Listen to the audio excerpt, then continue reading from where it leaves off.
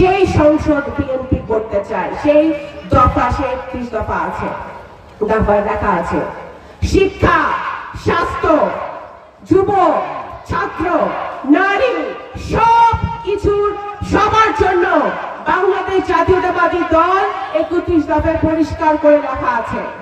আমাদের ছাত্ররা বৈষম্য বিরোধী আন্দোলন করেছে, আপনারা দেখেছেন। এই বৈষম্য কিসের? আমাদের অনেক অনেক কোটি কোটি মানুষ 3 বেলা খেতে পারে না হাসিনার আমলে, এখনো ঠিক মতো খেতে পায় না, কিন্তু হাজার হাজার কোটি টাকা চুরি করেছে হাসিনার পরিবার এবং তার দোসররা। এই বৈষম্যের বিরুদ্ধে আন্দোলন। আজকে বৈষম্য কিসের?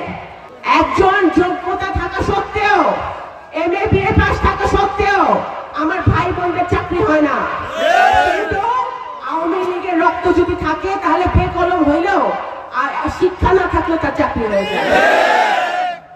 বৈষম্য, এই কারণে এই আন্দোলন। সুতরাং এই বৈষম্যহীনতা কিভাবে দূর হবে এই কথাটা পরিষ্কার ভাবে বারবার 31 দফায় প্রত্যেকটি দফায় বলা আছে।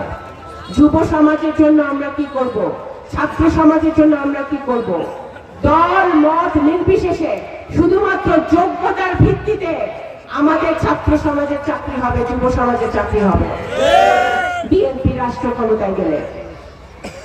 সুতরাং আপনারা 31 দফা পড়বেন। নারীদের জন্য অনেক কিছু আছে, ফ্যামিলি কার্ডের কথা বলা আছে। প্রত্যেক মধ্যবিত্ত পরিবারে ফ্যামিলি কার্ড দেওয়া হবে, যে ফ্যামিলি কার্ডের মাধ্যমে তারা সুন্দর জীবন যাপন করতে পারবে, তারা স্বনির্ভর হবে। চিকিৎসার কথা বলা আছে।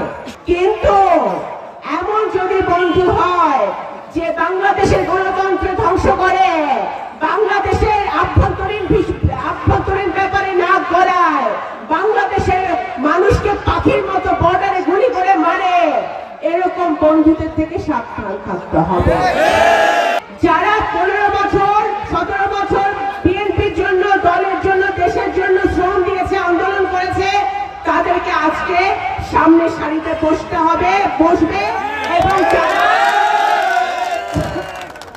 আওয়ামী লীগের সাথে আঘাত করেছিল, ভয়ে লুকিয়েছিল, তারা পিছনে থাকতে হবে। কাইসেল ইউনিয়নে আমি সবসময় শুনতাম সিন্ডিকেট, একটা সিন্ডিকেটের কথা শুনতেন না আপনারা?